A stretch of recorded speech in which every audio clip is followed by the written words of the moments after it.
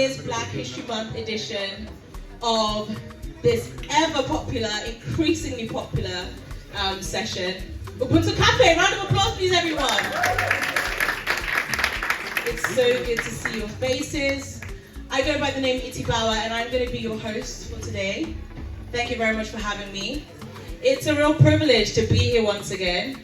I was here earlier this year, last year, but this year I feel like it's going to be extra special and extra creative because in addition to the usual agenda that we have, and you know it's always going to be great, we have some competition going on. We've got a very creative competition going on and people are going to be awarded. There's someone's going to get an award for creativity. That's going to be exciting. And we also have very special sponsors and supporters of this particular show. A round of applause for Parazim Zingo! As I recite the poem, I will be saying we rise. So to explore and to journey this poem together, please repeat after me. What will our story be? How will we sing it? Until the lion roars, the hunter will always tell the story. Flipping through pages, when the ink dries on this page, will our story be the hunter's lie or the lion's roar? Thought we'd all the time, but I guess we were mistaken. We've reached a new time, a place where climate fires dry our waters, health pandemics expose our scars, and internal financial fallouts leave us in vulnerability. And so, actually, without much further ado, I am going to be welcoming up to this front somebody who you all probably know. He's looking very busy in the corner. But this is actually the Senior Programs Leader, Senior Programs Officer of the Pharrell's Lauji Institute for Africa. Everybody, please put your hands together for Tosin. He's a very busy man.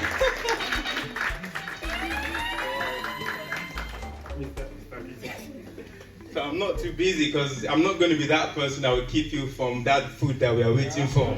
I'm not going to start that. But no, just say big round of applause to all of you. Give yourself a round of applause for coming. The Ubuntu Cafe, make some noise. Let's do it. Nice, nice. Who's excited for some collaboration today? Some creativity. And most importantly, some culture. And some jollof. Now, there we go. So, without saying too much, 3 years on, Ubuntu Cafe is still here, going strong. It started off here at the LSE. Students from different UK universities come here now. It's all about that same thing we all believe in, bringing people together, connecting communities through what music, conversations, but at the heart of it, really discussing about issues that matter. And this time around, we're celebrating Black History Month. We do 2 of them every year. One on Africa Day, which is like the big one. And then there is the Black History Month one. And like we said, it's about creativity this time around. So we have something always important to discuss. And today, we are talking about the film industry. I know, for some of us, who watch movies, I'm Ninja. So Nollywood, all of those things, we're going to have a really amazing panel. It will unpack a lot of the issues around, film industry, especially how do we unlock that in the African context, in the Black context, and in the diaspora. So really, really interesting conversation. And after that, there will be our performances, and then you guys can do what you do so well at Ubuntu Cafe, which is dance, connect, have fun. Okay, so please welcome up Moremi Akano. Good evening, everyone. First, I'm going to invite our panelists and then we'll take it around the world. I'm sure you all will agree that we are witnessing a huge surge in Black films, Black creativity, and a lot of things Black, which is a good thing. But beyond this, which we're here today to celebrate how we would transfer all of this visibility we're doing, in the media, in film, how we transfer it into greater output, more money, hello, somebody there, more money, greater ownership and opportunity. And we'll be talking about some of these things today, talking about the Black community, how to make it big in this industry. Well, I'll ask you first, Michelle. So in what key areas do you think the Africans in the diaspora can contribute beyond representation to making the Black community in the film industry bigger. So I'm talking about financing, I'm talking about co-production, or just building the ecosystem. In what ways and what steps do you think we can do over here? I definitely believe in co-productions. So I feel like it's a way to get our content, global. UK, Nigeria, international co-productions. That's one way, an avenue to come in terms of we bring our audience, you bring your audience, you bring the finances, we bring the finances, and we can make bigger projects that way. It's just like Hollywood. It's not just always one studio or one production company. They partner. There's a lot of partnerships, there's a lot of collaborations, and with that you have bigger budgets. And so you are able to leverage off of everybody's strength in those partnerships, which I think is important because that's when funding also comes into play, and investors, and depending where you're getting the investments as well, it will also lower the risk for investments as well. So I think for more co-productions, more access to funding, we'll be able to get it on our side, you'll be able to get it on that side. Those kind of collaborations. Thank you. How about you, Mascala? What thoughts? I think it's important to work together, especially with the knowledge that we have access to and the resources we have access to in the diaspora, and partner with people on the continent and in the Caribbean, because the talent may be there but the resources might not be. So working together, and I think you mentioned the business model or the film business model briefly, and I think the model's there, we can just copy it, right? We know that the sales companies, the distribution companies around the world, that they work together. So we need to create those systems for our own content and for our audiences that we understand and we know how to reach. I'd say that. Thanks. Thank you for that. How about you, Femi? Do you have tips for us? I think a lot of creators and diaspora can actually help in terms of deepening the knowledge we have with filmmakers in Africa. There are a lot of spaces where we're not doing too well. Sound production is not really there. So we can have some people who, you've been here, you studied sound, you can come back home and you can train people on sound. We have collaborations in terms of actors also co-pollinating, like what Michelle said, let's come together, you bring your audience, I bring my audience, and we can make it work. I remember half of Yalu's song that had Chiwetel Ejiofor, Tandy Newton, and some other people, and that helped bring Nollywood in a way to the global market. And I think those kinds of offerings and talent mixing together can actually help. But for me, we do lack technical knowledge in some areas that I think a lot of Africans in diaspora can invest in to help train people, and also maybe funding. You could be the big uncle who has a lot of money and you just have some $20 million. You feel it's more spent giving African filmmakers the money to make beautiful films, and you could do that as well. I mean, I know a lot of people who buy art and things like that, so that could be your own piece of art. All right, so we are going to go into the next segment of this session. Before we do that, let's see if you're in the room. If I say Ubuntu, you say cafe. Ubuntu? Cafe. Ubuntu? Cafe. Awesome. So we are going to have another performance. We heard earlier spoken word, and now we are going to hear some more words from another talented young woman. Hi guys. Test. Yeah, that's fine. Thank you so much, and thank you to the panelists. That was so insightful. I took so many notes. So my name is Rahima Jambi. I'm a poet and author. I've got this collection which I'll be reading from. My first collection. I say first as if there's many. There's only this one at this moment. So this is inspired by conversations and interviews I had with many Black and mostly African women around me living in the diaspora, because I wanted to understand their identity and experience. It's called A Piece of Land. My mother's joy is tied to the ground, to the earth.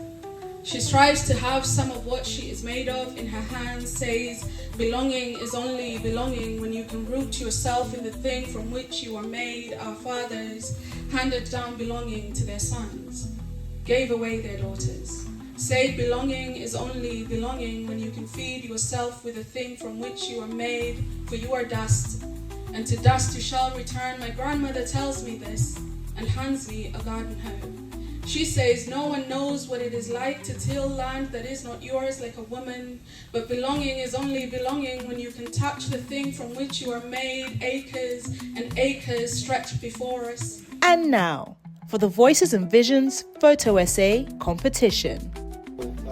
For the image, Hoya Hoye, observing Buhe in Addis Ababa, roads, nothing.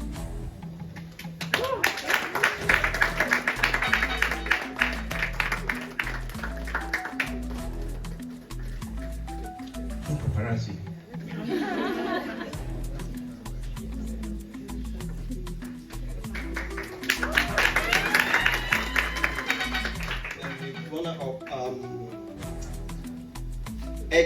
The edge of becoming Karabu Asala.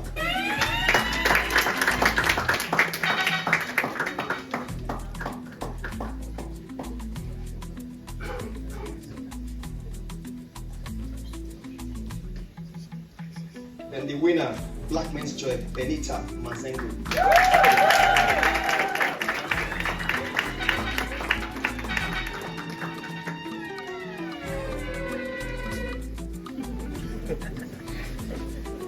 Now, back to the rest of the program. Good evening, everyone. My name is Olubumi Ifeolu, but you can call me Ife. I think that's it. So for this quiz, I'm going to be your quiz master host, but I also need your help to help me keep score and hold the contestants accountable. I believe we have two groups. We have ACS and we have the PFAL group. So could we please have you guys up in front?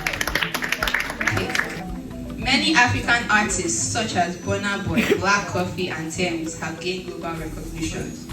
Do you think their achievements contribute to the global narrative of African pride and creative power? Yes or no, and state your reasons.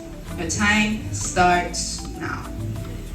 Yes, I do think that they contribute to the narrative of African pride and power, because when you talk about Burna Boy's album of, I think, the last few years, Giants of Africa, that's something that has sparked a lot of debate and has positioned not just Nigeria but Africa, and has also started to rouse the questions in people.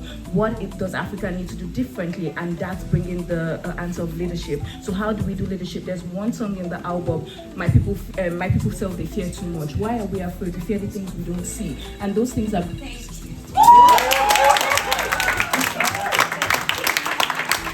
Representation is a form of innovation.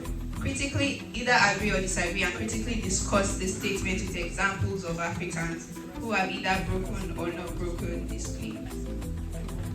I think that representation is definitely an example of innovation, because innovation can only be made possible through creative and diverse mindset, and having people like Benjamin Zephaniah and Eko Nalo in literature and learning in schools means that Black people are able to feel that they're empowered in their classrooms, and therefore they have a space where they can use their voices, and those voices create a platform for diversity in which they can project innovative ideas, and that they can diversify their opinions and notions that we already have in the Black community. Discuss how African innovators like Dr. Ngozi Okonjo-Iweala and Strive Masiyiwa are reshaping Africa's global economic image. What does this say about the continent's evolving voices and visions? Your time starts now. Ngozi Okonjo-Iweala is a woman that has... So you give us time. Ngozi Okonjo-Iweala is a woman that has served 2 terms in her position and has continued to put not just Nigeria but Africa on the map, telling people that we're not just poverty-stricken people, but people who have the ability to not just change the economic situation, but also change the way that the world at large is reimagining how economies should go. Ngozi Okonjo-Iweala is a woman that has also been able to serve not just on the national board, but internationally. And that's telling the global leaders that Africa does have what it takes to... My goodness. We wasted time. I gave you a chance. I gave you a chance. Time for our favorite part, the fashion show. DJ, give us some tracks. Let me show you guys how this goes. Give me this part, please. Okay. I need your love. So when you're coming up, pump up yourself, feel yourself, you know, need to stop. All right.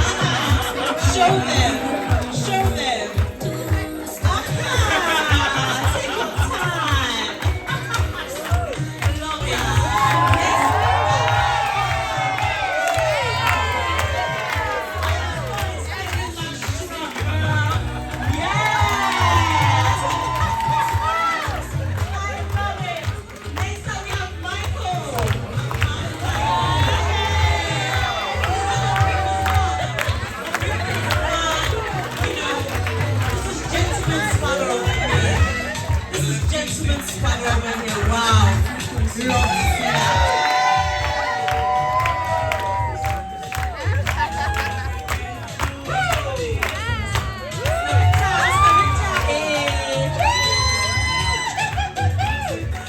Time for Timmy Sax.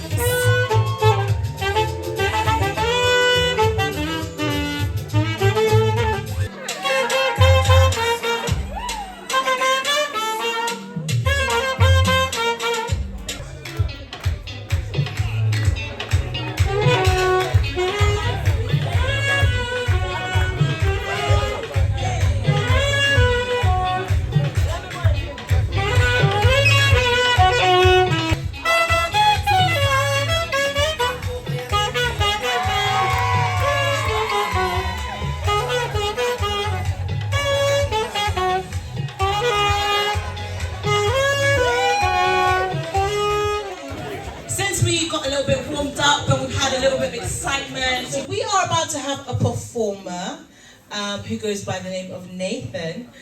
He's about to come and I guess serenade us with a nice little song, a little performance, and he's just getting ready. Nathan, you good to go?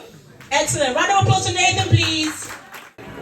The song that I'm singing today is titled I'm Here, and it's from a book called The Colour Purple by author Alice Walker, and I chose this song because it's about the protagonist who initially views her blackness as a shadow, and she's suffered abuse because of this blackness, but by the end of the book she has a journey of rediscovery and reclaims her blackness. So I hope that me singing it will be more impactful than me speaking about it.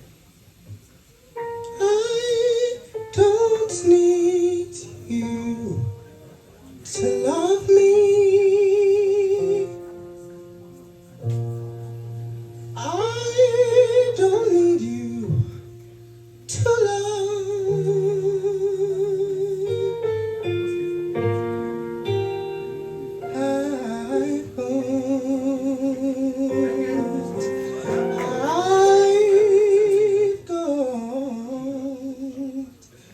I've got my sister. She may not be here now, but I still love her, and she's still mine. I know that she still loves me. I've got my children.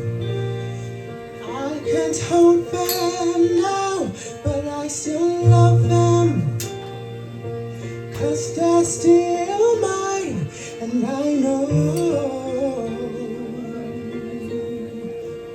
that I still love them.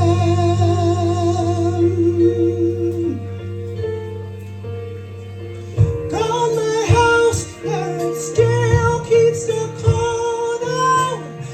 Got my chair when my body can hold out. Got my arms doing good like they're supposed to. Showing my heart to the folks that I'm close to.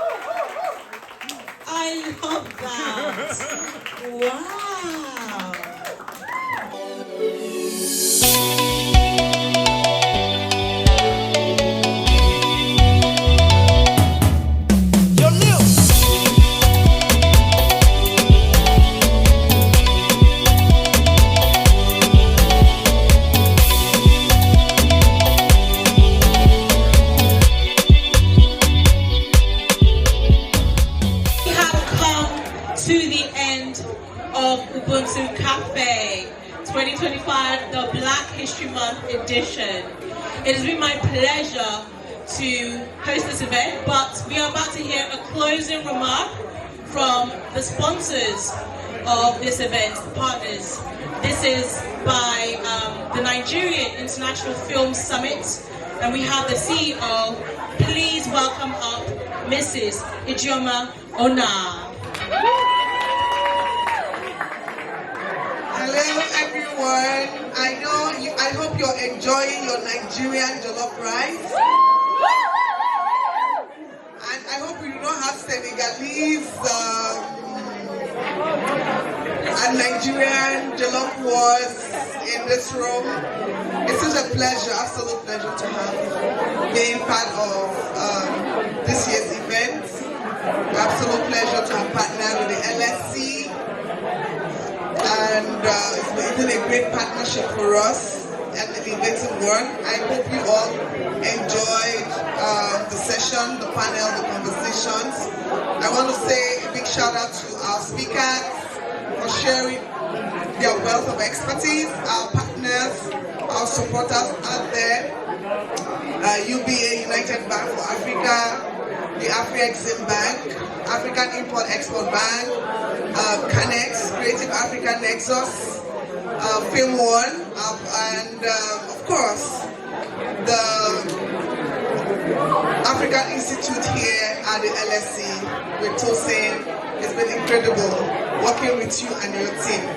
Thank you very much. I have had a very wonderful time, and I wish you all the best. Have a great evening, and see you next time. Thank you very much. That was Mrs. Ijeoma Ona. She is the CEO of the sponsor of this event today from the Nigerian International Film Summit. Now, we've come to the end. It's been my pleasure to be your host. My name is Iti Bawa, and I hope to see you at the next Ubuntu Cafe. Until the next time, enjoy and take care.